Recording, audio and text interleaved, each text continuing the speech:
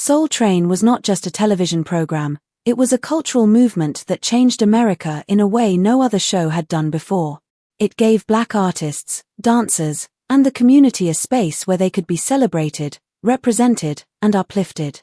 Yet, in 2006, after more than 3 decades of success, it suddenly disappeared without any warning or farewell episode. The story of how it began, how it rose to power, and why it ended so suddenly is filled with both triumph and conflict, and the mystery of one final recorded episode that never aired has left fans with questions that still remain unanswered. Don Cornelius, the man who created Soul Train, was born in 1936 on the south side of Chicago.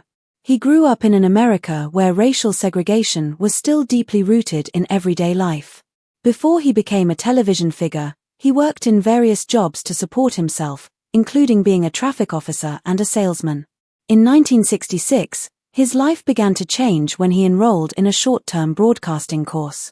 That decision opened a new door for him, and soon he was hired as a reporter at WCIU-TV, a local Chicago station.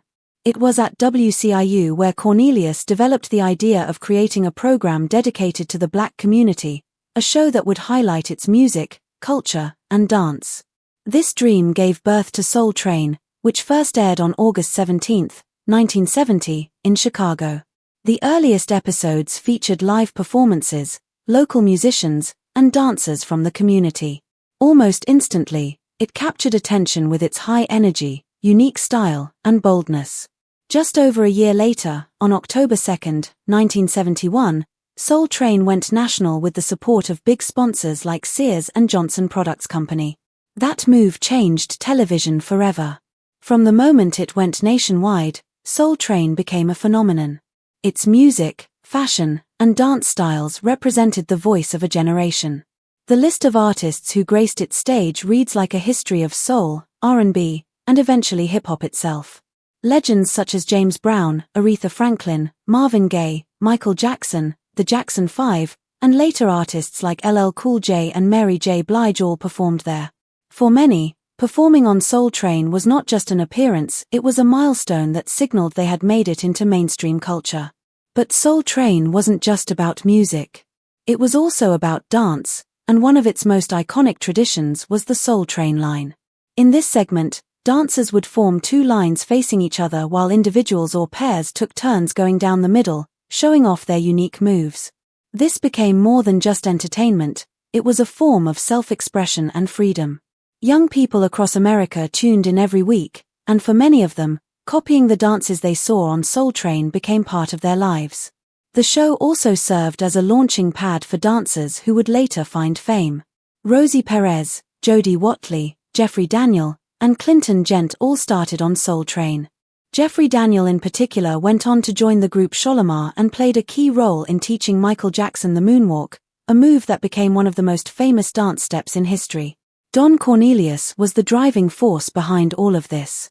He wasn't just the host, he was also the executive producer, editor, and the visionary shaping the show's identity. His calm and serious demeanor gave Soul Train a unique personality, one that stood apart from other music programs of the time. Cornelius believed television should not belong to only one culture but should be a space where all people could be represented positively. For over 3 decades, Soul Train remained the longest-running music program on American television, airing more than 1,000 episodes. During its peak in the late 1970s and early 1980s, the show had weekly ratings of around 4.5 to 5.0, numbers that proved just how popular it was. Fashion and cosmetic companies aimed at the Black community saw Soul Train as the perfect place to promote their products. The show became not just entertainment but also a powerful commercial and cultural platform. The brand eventually expanded beyond television. Soul Train awards, fashion events, and even merchandise added to its legacy. Don Cornelius himself became one of the most influential figures in Black entertainment. Life magazine recognized his impact by naming him one of the 100 most important Americans in 1971. But behind all of the success, there were challenges and conflicts that slowly grew over the years. Cornelius had a reputation for being strict and controlling. He managed not only the music but also how dancers appeared on the show, including their costumes and choreography. Rosie Perez, who was one of the dancers, remembered being told to change her style because Cornelius believed it did not fit the image of the program. Many dancers also revealed that they were never paid for their appearances. For them, being on Soul Train was considered an opportunity, not a job. While it opened doors, many later admitted that they felt used, as their creativity and talent were shown on national television without any direct compensation. The biggest tension, however, came with music itself. As hip-hop began to dominate the late 1980s and early 1990s, Cornelius had difficulty embracing it. He often expressed concern that the genre included negative language and imagery. In a 1992 interview, he bluntly said that he didn't want his show to be overtaken by music that he believed did not represent anything positive. This statement split opinions. Many argued that Cornelius was stuck in the past and failing to recognize the cultural power of hip-hop. Meanwhile, other shows like Yo! MTV Raps and Rap City welcomed the new generation of artists such as Tupac Shakur, Nas, and Snoop Dogg. This shift caused younger audiences to drift away from Soul Train. As a result, viewership dropped significantly. While the ratings were still strong in the 1980s, by the early 2000s they had fallen below 2.0. Local television stations started to replace Soul Train with fresher content. Don Cornelius stepped down as host in 1993 after 23 years. New hosts like Maestro Clark, Shemar Moore, and Dorian Gregory were brought in to keep the show alive, but none of them carried the same weight or charisma that Cornelius had. Even with attempts to update the stage design and bring in more hip-hop acts, the show felt like it was losing its identity. By the early 2000s, production was shrinking. Fewer episodes were made, and many longtime staff members left the team.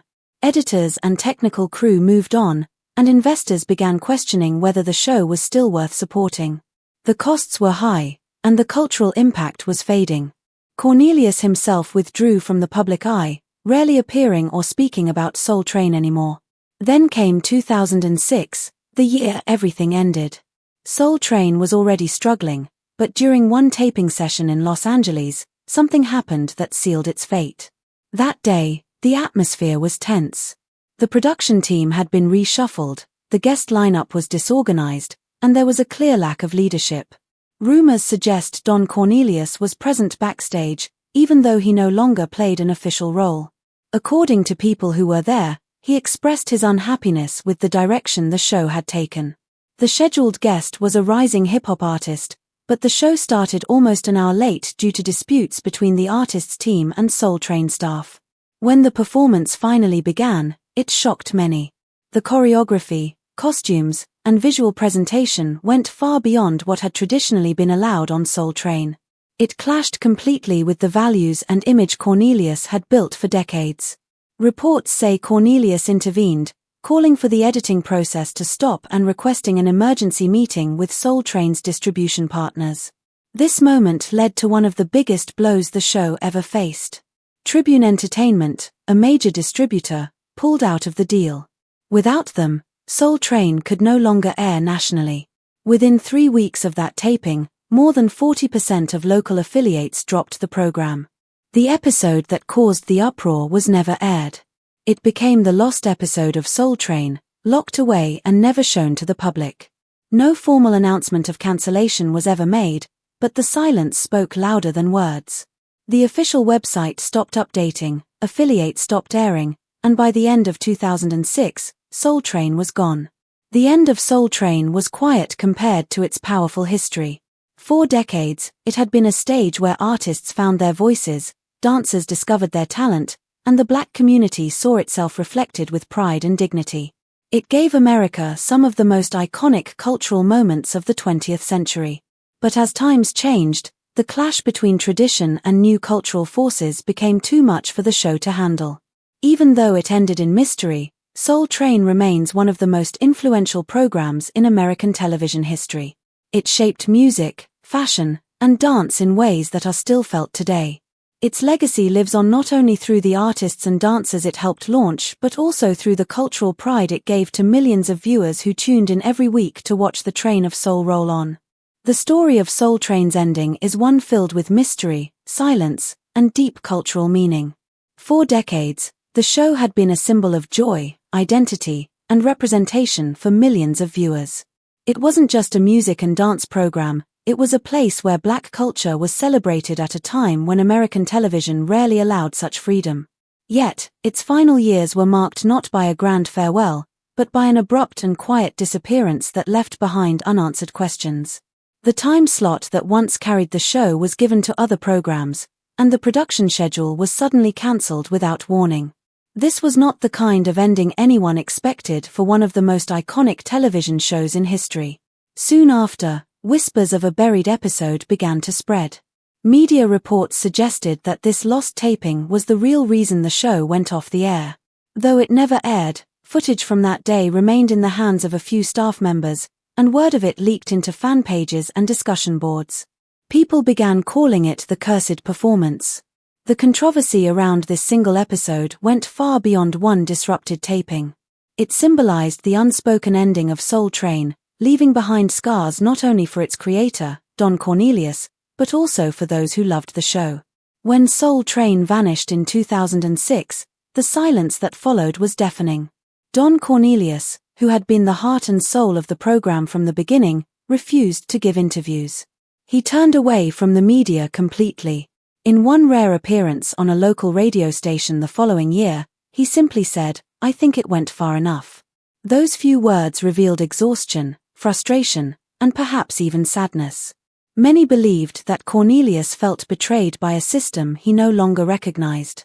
Once, he had full control of his creation, but in its final stretch, the show had shifted into other hands and other visions that did not match his own.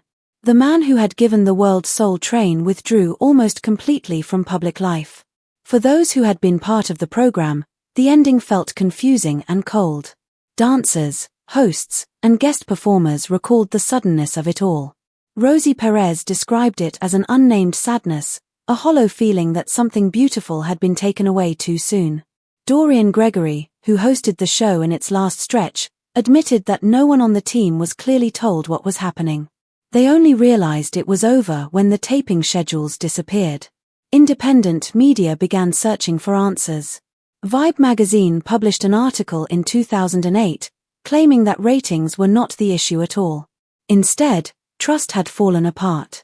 Internal struggles, disagreements, and a lack of direction had damaged the foundation Cornelius had built. Although the Soul Train Awards, which began in 1987, continued after the show's cancellation, they no longer carried the same spirit. By 2009, BET had taken control, and the ceremonies shifted into something more modern, rarely acknowledging the golden years of Soul Train. For longtime viewers, it felt like a piece of history had been erased without an explanation. The sense of loss grew heavier as fans realized that the vibrant Saturday afternoons they once cherished were gone forever. Still, something remarkable happened. While the show itself ended, Soul Train found new life in the digital age. Old VHS recordings, taped off television by devoted fans decades earlier, started appearing on YouTube. Performances from the 1970s and 1980s attracted millions of views. A new generation discovered the music, the dances, and the fashion. Young viewers, who hadn't been born when the show first aired, became fans of the unique style and cultural energy it represented. Yet, while the early years shined online, the turbulent 2000s remained largely ignored, almost as though they had been erased. As the show's memory continued to spread online, Don Cornelius faced personal troubles. In 2008, he was arrested on domestic violence charges, though he did not serve jail time. These troubles only added to the weight he already carried. Then in 2012, the world received devastating news. Cornelius died by suicide in his Los Angeles home. His death stunned fans and left behind an ocean of unanswered questions. The Los Angeles Times described it best, writing that although he was a trailblazer, Cornelius left the stage in the quietest way possible. After his passing, television historians began to re-examine the meaning of Soul Train. Some believed its legacy was fragmented, incomplete. Others argued that the show had already fulfilled its purpose, and its quiet ending was simply the natural conclusion of a cultural era. But there was no denying that the mysterious events of 2006 still haunted its story. People began referring to it as the Soul Train curse. Though it was more symbolic than literal, the phrase captured the uneasy feeling that the ending carried with it. When one looked at the lives of the dancers, staff, and even Cornelius himself, it was hard to ignore the emotional weight that lingered long after the cameras stopped rolling. The financial loss of the show's end was nothing compared to the emotional scars it left behind. Many former staff members admitted they still carried that burden heavily. Even though it ended quietly, Soul Train refused to fade from memory. Its influence was too powerful, too deeply rooted in American culture. Almost 20 years after the final broadcast, the program continues to inspire documentaries, dramas, museum exhibits, and cultural tributes. Each project proves that Soul Train remains alive in the spirit of those who cherished it. In 2019, BET released a full-length series titled American Soul, a dramatized biopic of Don Cornelius. Actor Sinqua Walls played the role of Cornelius, bringing to life the early days of the show during a turbulent time in American society. The series revealed struggles the public had never seen, including the constant fight to protect Black identity in an industry dominated by white executives. Although the show did not directly explore the fateful 2006 episode, it shed light on the pressures that existed behind the glamour of Soul Train. Museums also began to recognize the show's importance. The Smithsonian National Museum of African American History and Culture now holds Soul Train artifacts, such as original costumes worn by dancers and performers. Scholars began calling for Soul Train to be preserved like Motown, seeing it as more than just a TV show but as an artistic and cultural movement. Meanwhile, YouTube became a living archive where fans old and new could relive the magic. Clips, interviews, and even personal backstage footage circulated widely, keeping the energy alive. What surprised many was how younger audiences embraced Soul Train. Those born after 2000, who had no memory of its original broadcasts, began imitating its style. On social media, dance challenges inspired by the famous Soul Train line went viral. In 2021, the #Soul Train challenge swept across platforms, with artists like Lizzo, Anderson.Paak, and her participating. Fans recreated the fashion of the 1970s, through themed parties, and celebrated a show that had ended before they were even alive. Soul Train became not only a memory but a source of creativity for new generations. Scholars and fans alike now push for a complete restoration of the series, from 1971 to 2006. Many early episodes have been digitally remastered and released on streaming platforms, allowing the world to once again see classic performances in high quality.